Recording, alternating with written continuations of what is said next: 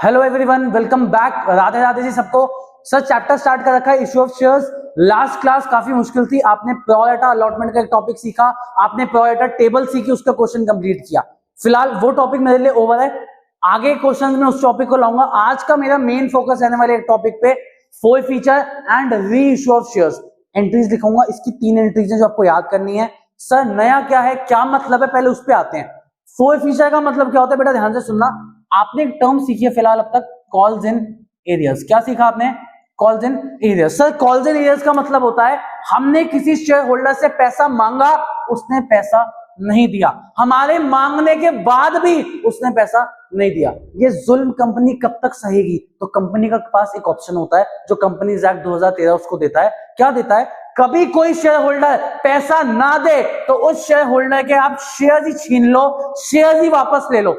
Sir आराम से सुनना, 2-3 बातें बताऊंगा तो फोकस पे। पहली बात, कॉल्स इन एरियर्स मतलब उस इंसान ने, उस शेयर होल्डर ने पैसा नहीं दिया तो एज अ कंपनी आपके पास क्या राइट है? राइट नंबर 1, आप उसके शेयर ही छीन लो।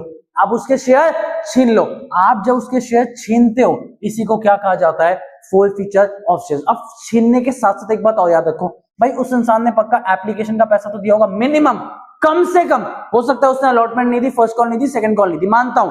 हो सकता है सिर्फ 2 कॉल नहीं दी हो, कुछ भी केस हो, मिनिमम मान के चलता हूं उसने एप्लीकेशन का पैसा तो दिया। तो अच्छी बात यह है, आपको एप्लीकेशन का पैसा जो उस शेयर होल्डर से मिला वो वापस लौटाना भी नहीं है। अच्छा अच्छा अच्छा, इसका मतलब पहली बात तो उस इंसान से आपने शेयर छीन लिए। दूसरी बात, जो उस इंसान ने पैसा दिया वो भी वापस लौटाने की जरूरत नहीं, वो कंपनी का फायदा हो गया। ये तो वही बात हुई। एग्जांपल सुनो, मैंने किसी को अपनी गाड़ी बेची, उससे मैंने डाउन पेमेंट ले ली कुछ 1-8 लाख रुपए। अब कल को उसने पेमेंट में कुछ डिफॉल्ट किया तो गाड़ी भी मेरे पास आ गई, 1 लाख रुपए भी मेरे पास आ गया, दोनों वापस देने की जरूरत नहीं। रियल लाइफ एग्जांपल नहीं है ये सिर्फ शेयर्स में अप्लाई होता है। ये गाड़ी वाड़ी पे अप्लाई नहीं होता, ये सिर्फ शेयर्स पे अप्लाई होता है जो कंपनीज एक्ट 2013 आपको अप्लाई करने की परमिट देता है। पॉइंट आपको समझ आया? अब ध्यान से सुनना, मैंने शेयर होल्डर से जो शेयर छीने उसके बदले जो उतना पैसा दिया था, जितना भी दिया था, वो लौटाना नहीं, कंपनी का फायदा। शेयर छीनने को आप क्या कहते हो? Four feature of shares. हमने उस शेयर होल्डर की अलॉटमेंट कैंसिल कर दी। अलॉटमेंट का मतलब जो शेयर उनको मिला था वो उनसे छीन लिया। इसको क्या कहा जाता है? Four feature of shares. अब सुनो, एक शेयर होल्डर है एक्स, उसके 100 शेयर मैंने छीने, ये 100 शेयर मेरे पास आ गए। मैं इसका क्या करूं? कंपनी इसका क्या कर सकती है? कंपनी एक नया होल्डर ढूंढती है, एक नया इंसान ढूंढती है, उसको ये शेयर बेच दिए जाते हैं कि भैया मैंने किसी एक शेयर होल्डर से छीने क्योंकि उसने पैसा नहीं दिया, ये शेयर्स आगे बेच दिए जाते हैं। इसको हम कहते हैं री इशू ऑफ शेयर्स, या फिर कहा जाता है री इशू ऑफ फोरफीटेड शेयर्स। री इशू ऑफ फोरफीटेड शेयर मतलब जो शेयर आपने छीने वो आगे बेच दिए। सिंपल सा आपका टॉपिक है। अज्यूम आपको टॉपिक समझ आया होगा। टॉपिक समझ गए तो आओ जी पहले जर्नल एंट्रीज लिखते हैं। ये जर्नल्स आपको याद करनी पड़ेंगी, टाइम के साथ साथ याद होगी। ये वीडियो थोड़ी लेंदी होने वाली है तो इसको मैं पार्ट 1 पार्ट 2 जैसे मेरे को ब्रेक करना होगा मैं आपको ब्रेक करके दूंगा, आपको टेंशन नहीं लेनी। आओ एंट्री लिखो बेटा फटाफट, साथ साथ लिखना। Share capital account debit, share capital account debit to share forfeiture, to share forfeiture to calls in arrears, to calls in arrears. ये किसकी एंट्री है सर? सर ये आपकी फोर फीचर की एंट्री है। आराम से लिखो बेटा। शेयर कैपिटल, लॉजिक आपको आराम से बताने वाला हूं, टेंशन लेने की जरूरत नहीं है। ये क्लास में आपको लॉजिक समझाऊंगा।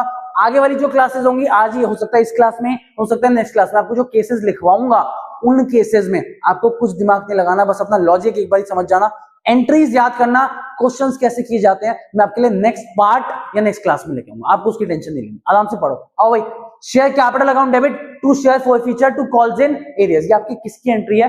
फोर फीचर की। एक और एंट्री लिखो बेटा, bank account debit, bank account debit share forfeiture account debit, share forfeiture account debit to share capital, bank account debit share forfeiture account debit to share capital. और एक और entry इसके बाद लिखना, share forfeiture account debit, share forfeiture account debit to capital reserve, to capital reserve.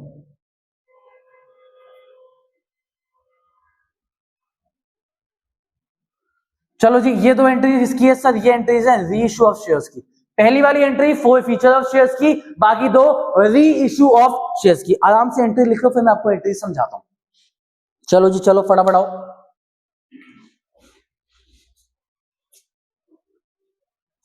Assume लिख लिया होगा, नहीं लिखा तो प्लीज पॉज करके लिखना, मैं आगे चलता हूं। ध्यान से एक एक चीज सुनना, हर एक एंट्री कौन सा डेबिट हो रहा है, कौन सा क्रेडिट हो रहा है, क्यों हो रहा है, उसका लॉजिक आपको बताता हूं एक एक करके। आओ सबसे पहले बात करते हैं कि भैया शेयर कैपिटल जो है ये क्यों डेबिट हो रहा है। सबसे पहली बात क्या है, शेयर कैपिटल क्यों डेबिट हो, तो ध्यान से मेरी बात सुनो।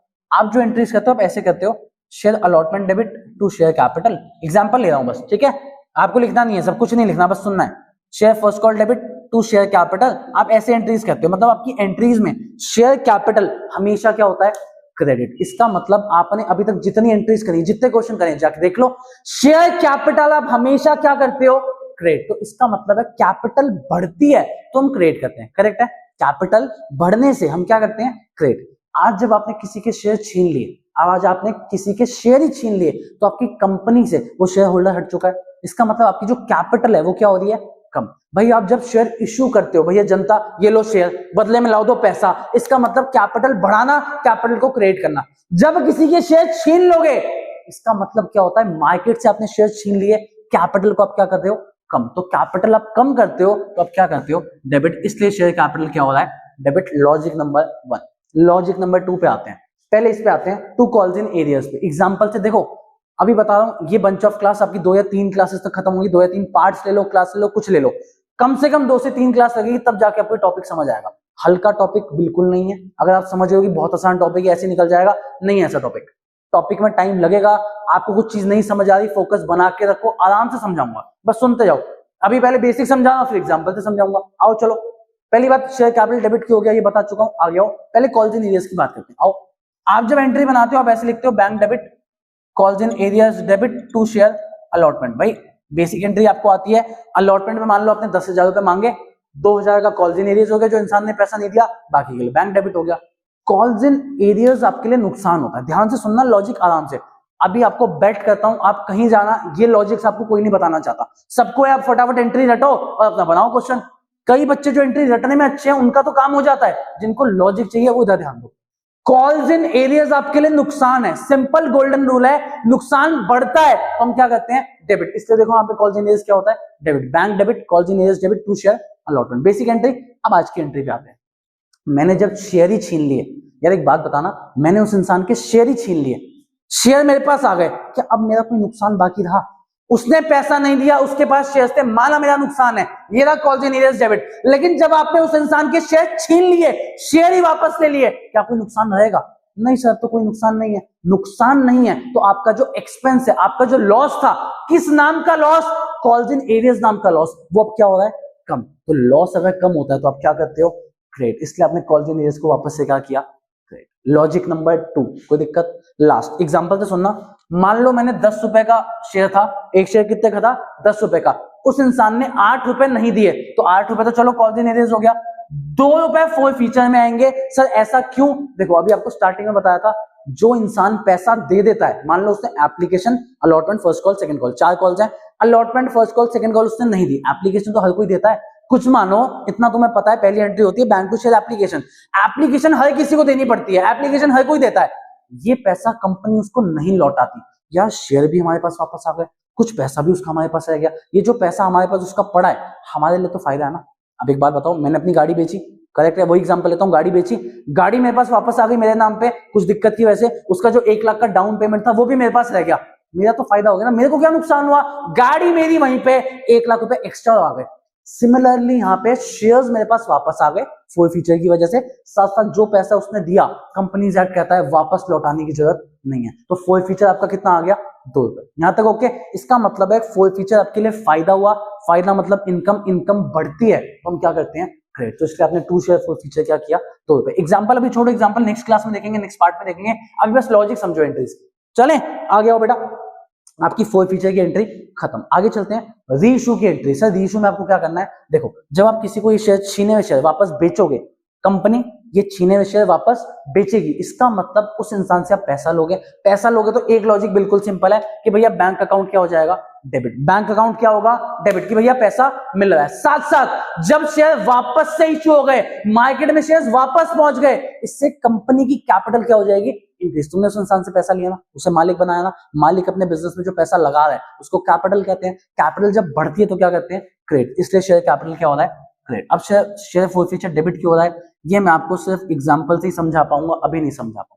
अभी के लिए छोड़ो इस चीज को, ये वाली एंट्री और ये वाली एंट्री, ये दोनों, इसके लॉजिक मैं आपको सिर्फ एग्जांपल से समझा पाऊंगा। एग्जांपल आपके लिए अभी लेके आऊंगा इसी वीडियो में, इसी पार्ट में एक दो एग्जांपल अभी लेके आऊंगा, आराम से करेंगे उनको, टेंशन नहीं लेनी। बेसिक जितना समझा सकता हूं आपको समझ आया। एक क्वेश्चन लिखवाऊंगा आराम से, पहले इसको नोट कर लेना प्लीज। अज्यूम्ड आपने नोट कर लिया होगा, तो इसके बाद प्लीज आ जाओ, एक क्वेश्चन लिखो। मैं डिक्टेट करूंगा, आपको कॉपी में क्वेश्चन लिखना है, प्लीज लिखो। X limited forfeited 1000 shares, X Limited forfeited 1000 shares of face value 10 each. X Limited forfeited 1000 shares of face value 10 each. आगे लिखो बेटा, comma, for non payment of rupees 7, for non payment of rupees 7। एक बार repeat कर रहा हूं, एक आध word अगर मैंने बीच में मिस कर दिया तो वापस सुन लेना। X Limited forfeited 1000 shares of face value 10 each। एक शब्द शायद मैंने बोला नहीं, आप लिखना प्लीज, fully called up। वापस एक बार वापस सुनना, X Limited forfeited 1000 shares of face value 10 each, fully called up। आगे comma, for non payment of rupees 7, for non payment of rupees 7। आगे लिखो, all full stop, all these shares were reissued for rupees 8 as fully paid up, for rupees 8 as fully paid up। all these shares were reissued for rupees 8 as fully paid up। बहुत मजेदार question है। Question करने से पहले आपसे एक request है, आपने एंट्रीज लिखी होगी, एंट्रीज के साथ साथ एक चीज और लिख लो। आंसर में मत लिखना, आंसर नहीं, जहां आपने अभी ये हेडिंग डाली थी फोरफीचर इशू, कॉपी में लिख रहे हो ना, तो जहां ये 3 एंट्रीज लिखी है वहां पे चीज लिखना। शेयर कैपिटल में लिखो कॉल्ड अप, शेयर कैपिटल में लिखो called up comma face value. Share capital में लिखना बेटा called up comma face value. Second entry वाले रीइशू वाले शेयर कैपिटल में लिखो पेड अप। ये क्यों लिखवा रहा हूं, किस लिए लिखवा रहा हूं, आराम से एग्जांपल से समझाऊंगा, टेंशन बिल्कुल मत लो। ये एक एग्जांपल तमीज से सीखना। क्लास आपकी या पार्ट जो भी है यहीं पे एंड कर दूंगा। नेक्स्ट क्लास नेक्स्ट पार्ट में और चीजें आपके लिए लेके आऊंगा। अभी बेसिक सीखते हैं, आओ। शेयर कैपिटल में आपने क्या लिखा, called up comma face value. Share capital नीचे सेकेंड एंट्री में आपने क्या लिखा, पेड अप। यहां तक ओके। अब आपके लिए क्वेश्चन लेके आता हूं, बहुत सिंपलेस्ट वे में सिखाता हूं। आओ, आपके लिए लिखा 1000 शेयर फोरफीटेड, तो प्लीज अपनी कॉपी में पहले एंट्री लिखो, share capital account debit to share forfeiture to calls and arrears. Please वापस से जो आपने लिखी है एंट्री, वो आपने अपने नोट्स के लिए लिखी है, उसको अलग छोड़ दो। एग्जांपल नंबर 1 या क्वेश्चन नंबर 1 डाल के प्लीज अपनी एंट्री इसके नीचे लिखो जो आपने क्वेश्चन लिखा। Share capital to share forfeiture to calls and arrears. अब एक एक करके, सर 1000 शेयर थे, फेस वैल्यू 10। हमेशा याद रखो शेयर कैपिटल में जाती है कॉल्ड अप, पहले वाली एंट्री में शेयर कैपिटल में जाती है कॉल्ड अप। कॉल्ड अप मतलब कितना पैसा मंगाया, मैंने आपको बोला फुल्ली कॉल्ड अप। फुल्ली मतलब 10 के शेयर पे 10 के 10 रुपए आपने मंगा लिए, इसको हम क्या कहते हैं, फुल्ली कॉल्ड अप। 1000 शेयर पे आपने 10 रुपए मंगाए, तो इसका मतलब है शेयर कैपिटल में कितना आएगा, 10,000। यार 1000 शेयर पे आपने 10 रुपए कॉल्ड किया, फुल्ली कॉल्ड अप, तो शेयर कैपिटल में कितना आया, 10। पहली बात ये आपको याद रखना पड़ेगा कि शेयर कैपिटल में क्या आती है, कॉल्ड अप। कॉल्ड अप बोले तो कितना पैसा मंगाया, यहां तक ओके।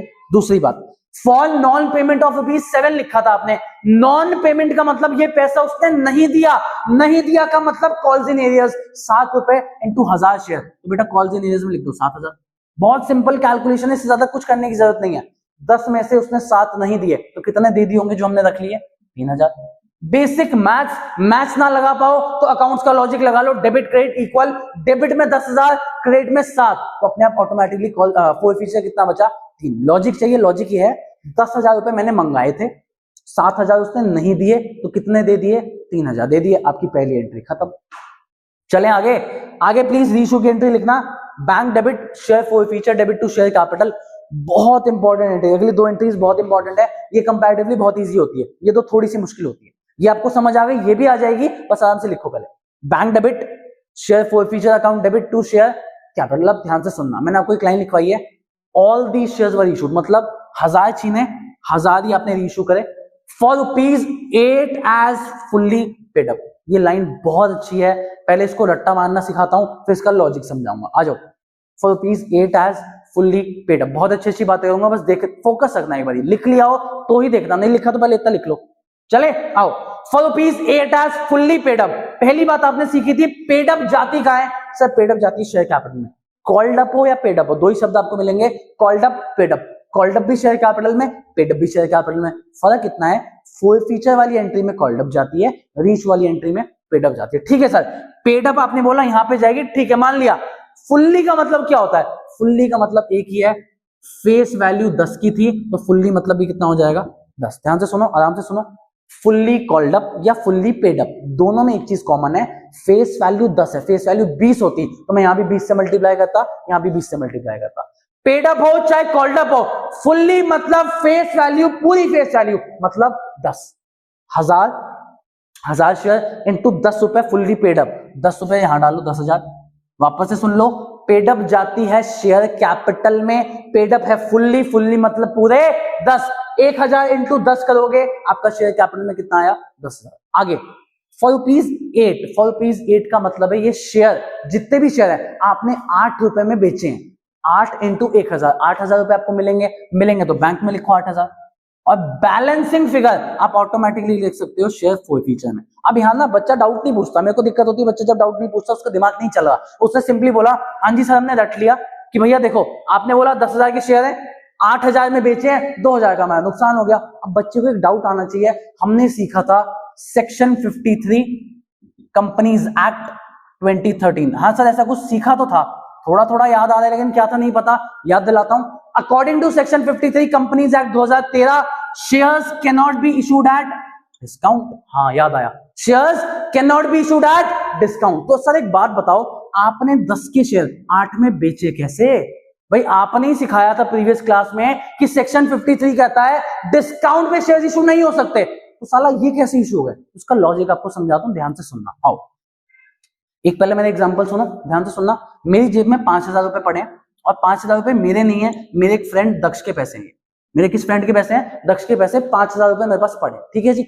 मेरे पास एक दोस्त आया, उसने कहा यार रौनक भाई मेरे को ना जरा 3,000 रुपए की जरूरत है तो मेरे को दे दो थोड़ा सा। अब मैंने सोचा यार मैं तो किसी को पैसा देता नहीं, मैं ऐसा आदमी, मारवाड़ी आदमी हूँ, मैं भैया पैसा लेने में इंटरेस्टेड हूँ, देने में इंटरेस्टेड नहीं हूँ, मैं किसी को पैसा नहीं देता, मैं ऐसा आदमी हूँ, ठीक है जी। तो सीधी बात, मैं तो पैसा दूंगा नहीं, लेकिन मैंने कहा दक्ष के पैसे हैं, क्या जा रहा है, उसको देखेंगे बाद में, ये तो दे ही देगा तब के तब दे देंगे। मैं कहा दक्ष के पैसों में से 3,000 रुपए इसको दे देता हूं। अब तुम मेरे से क्या बोलोगे कि भैया आप मारवाड़ी आदमी हो, आपने पैसा कैसे दिया, आपने पैसा कैसे दिया? तो तुमसे एक ही सवाल है, क्या मैंने अपना पैसा दिया?